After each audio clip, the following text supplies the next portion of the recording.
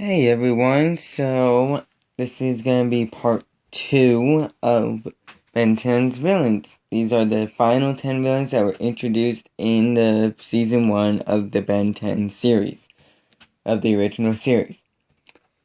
So this will cover every villain from Kevin 11 all the way up to side effects. So the first villain is Kevin 11. His middle name is Ethan as a pun on his name, Kevin E. Levin, but that's found out in the Alien Force series. So he's a mutated human. He's an Osmosian, as he calls himself, where his first appearance was in his namesake episode, Kevin Levin, in which he was a friend to Ben, where they got together, acted to a warehouse that was exclusive to the Sumo Slammer thing that wasn't supposed to be released till Christmas. But before he went mad with power, and after Ben realized that he was just an arrogant brat, street rat, and he absorbed power of the Omnitrix, he decided to use that power to get revenge on the bullies that bullied him in the arcade. And after a brief battle with Ben, Ben managed to time out, and Kevin wanted to get that thing off him. And he timed out too. And he succeeded, and he did not succeed in getting that thing off. However, he did get blasted away at the end of the episode and was last seen running away crying. His very first line is this. Hold up. Boss, you know that? You're right. The games here stink. Yeah, but not as bad as... So, he does make another appearance in season 2. He again is one of Ben's more common enemies, where he can absorb energy from technology, which sometimes can destroy that tech, and discharge his energy as well. He can also sort of upgrade the tech in a way, as it's shown in his very first use of his power, where he made coins fly out of the machine. And after absorbing energy from the Omnitrix, he has all of the alien's powers. So, in his debut episode, he got him as Heat Blast here. I couldn't find a good image of him as forearms. This is the best one I could do. But that's him as forearms. Yeah, so he has all the alien's powers. And he also appears to be a little bit stronger than Ben when mutated, too. But his main weakness is that he needs to recharge his energy sometimes, and is also vulnerable to timeouts, like with the Omnitrix. And he gains the power of the aliens, he gains their weaknesses as well. And he also appears arrogant and only looks out for himself. So, the next villain is a villain that most people argue is one of those villains that shouldn't have never made a reappearance outside of her debut episode. And is also one of the few female Ben 10 villains that Ben 10 ever faces.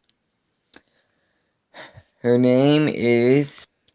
It's having difficulty finding the first line. It's kind of difficult to pinpoint, but her name is this villain right here.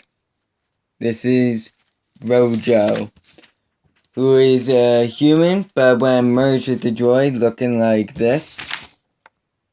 She is half robot, who first appeared in the Alliance, where she attempted to rob a van full of money before being defeated and knocked out by Ben. She picked up one of Vilgax's droids who managed to merge with her, and it was damaged during battle.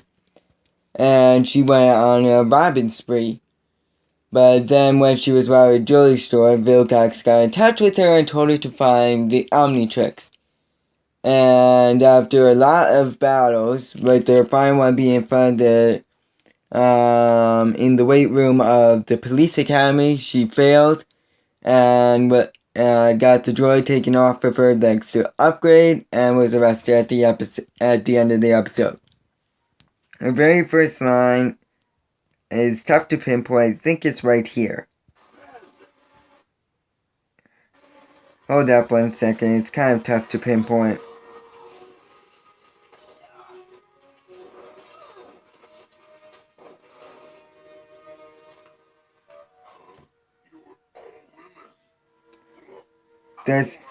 This one right here. No, wait, sorry, hold up. This is her very first line right here.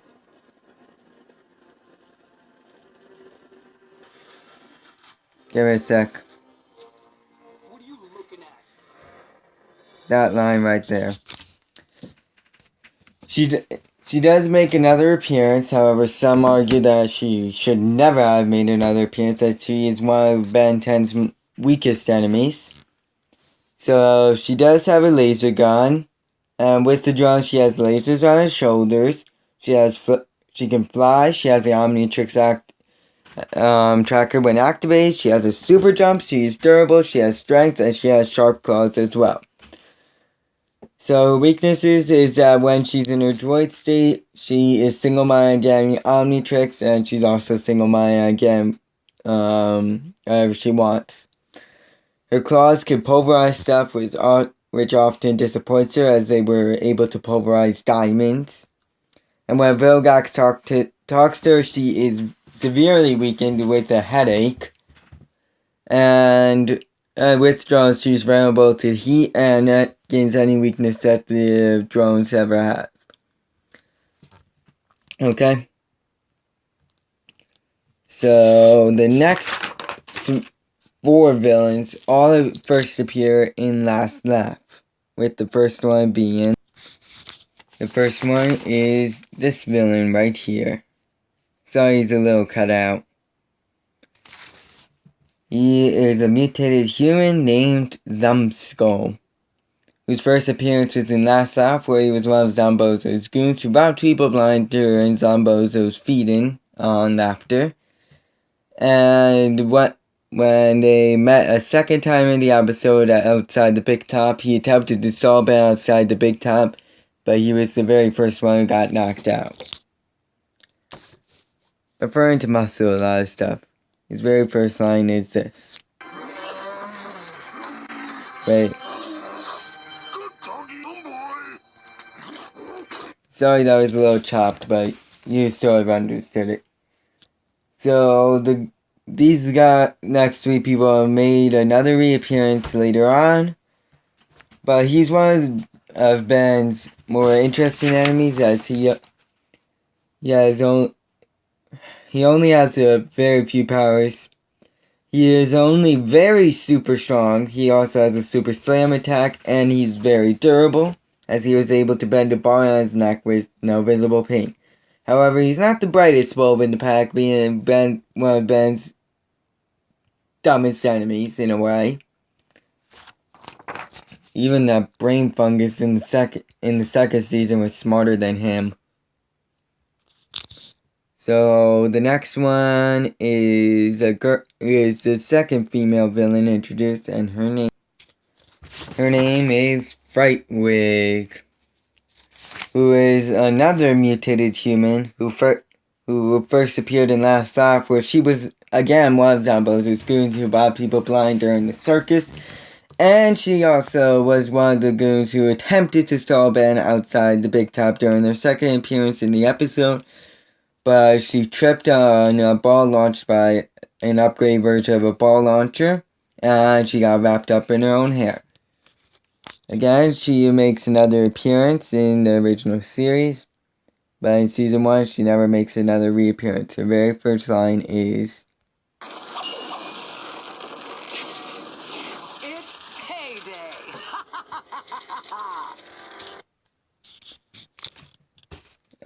So her powers is that she can grab items with her hair, bending and twisting that item to her will. Her hair is super durable and super strong. She can whip her hair for a brutal attack. She can carry items with her hair. She has a deadly spin attack. She is very agile, and her hair is able to deflect attacks as it was able to launch balls back at Ben. But her weakness is that she can be dragged along by the object if she's not able to stop what she grabbed, and she can also be wrapped up in her own hair if aimed properly.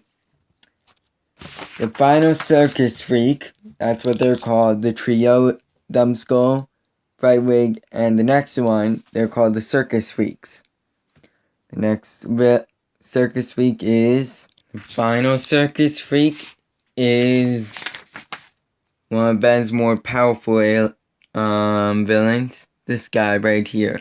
While he doesn't look like much, his name says it all. His name is Acid Breath, who is a mutated human who again first appeared in Last Laugh, where he was one of Zombozo's goons who helped draw people blind while Zombozo feeds.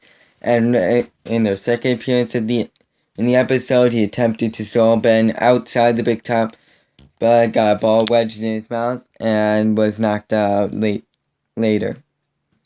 His very first line is, "No mutt's gonna steal my loot. Get him!" is that one. And powers, as the name implies, he has a acidic breath that can dissolve items. He has been shown to be somewhat agile. And besides his acidic breath, he also has acidic spit as well. But his weakness is that he's useless if his mouth is covered or blocked. And as seen in the first episode, he can be restrained by a harness.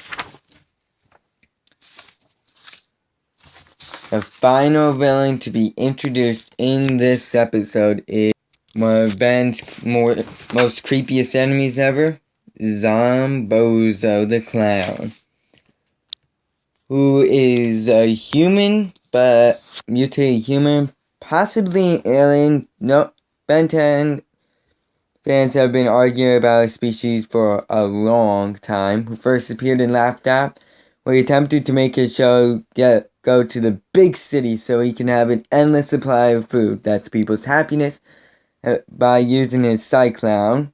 But he failed and exploded into confetti at the end of the episode. His very first line is this. Howdy, folks.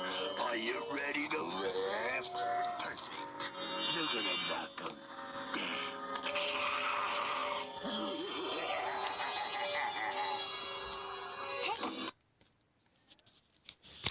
So powers, he has typical. Introducing an almond breeze Oh, he's very.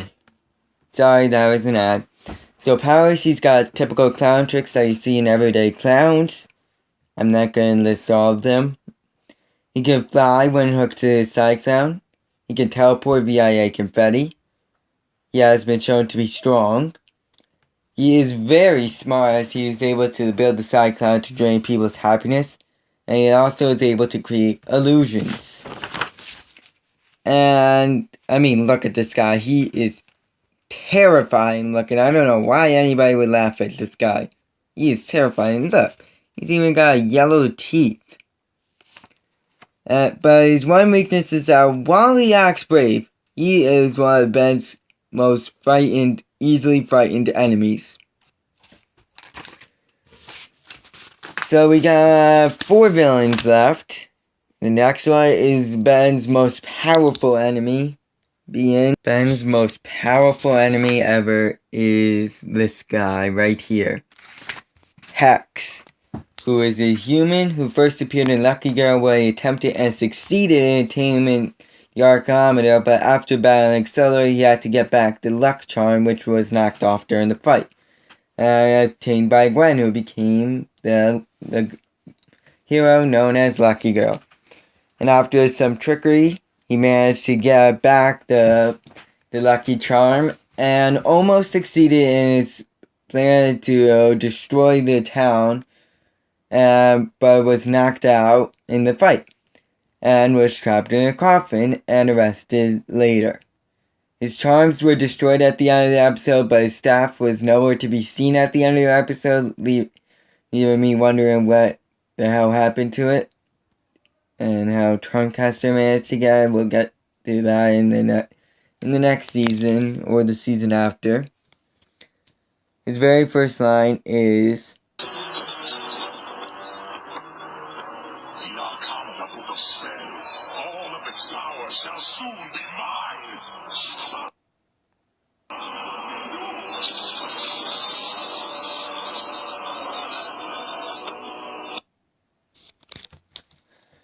he does make other appearances later on, with his final appearance in being Don't Drink the Water. So he, based on his name, you can tell that he has knowledge on magic. Spells include a levitation spell, versions of an explosion spell, flames that follow a certain target. He's able to shoot red crystals. He has a blinding light. He has handcuffs that are made of magic and are able to float towards him. He can make a shield. He can bring objects to life, including gargoyles and tree roots. And he also has a cyclone. And he also possesses the charms of his right here. You can, where they usually are on his neck area. And he also possesses the Staff of Ages. While I couldn't get an image of him with the Staff of Ages, it's usually it's just like a stick with a skull on it, pretty much. Some notable weaknesses is that he's easily caught by surprise and is usually focused on one target, not focusing on anything around him. Some of his spells are useless when he's knocked out, with the exception of the living spell and maybe a few others. And he's nearly powerless without the charms and his staff. 3 more villains left, and the next 2 are first introduced in a small problem. The next villain is a villain that's not named until Alien Force, but it's this guy right here, whose name is Enoch, who is a human and first appeared in a small problem, who only appeared for quick blurbs, but was shown as the leader of the Forever Knights, who wanted to experiment on aliens and alien tech. With Grey Matter as one of their leads of aliens, they took Grey Matter in and attempted to live in dissection on him to see how he ticks. But Harold intervened disguised as a Forever Knight scientist, and after a brief conference in the tech room where it led, he escaped and was last shown hunting the Tennysons in a limousine. His very first line is this. It's a long one. Mr. Howell, we've more than had enough of your fuzzy claims and blurry photos of supposed alien spaceships. I'm not someone you want to annoy. I know that. So his powers is that he has control of the Forever Knights. Clearly he's got a lot of money, as he was able to buy a whole castle. He has knowledge on aliens and alien tech. He has knowledge of regular tech as well. He seems to be durable, but no punches were ever taken on him. Supposedly he has the same armor as the Forever Knights. And he's super intelligent, but no weaknesses were shown. However, one that I can assume is that he has a single track mind on getting alien tech that often drives him over the edge to a little too much. So the next villain is his goons. It's these guys right here, the Forever Knights, who is a human, but I think some of them might be some robots, where they first appear in a small problem where they act as eyes and ears for Enoch as goons who retrieved Grey Matter and guarded the castle while also running tests on Grey Matter. Some escaped at the end of the episode, though, whose first line is this. One sec. They're here. Not this one. Not this one. Not this one. I've waited to meet you people. It's truly an honor.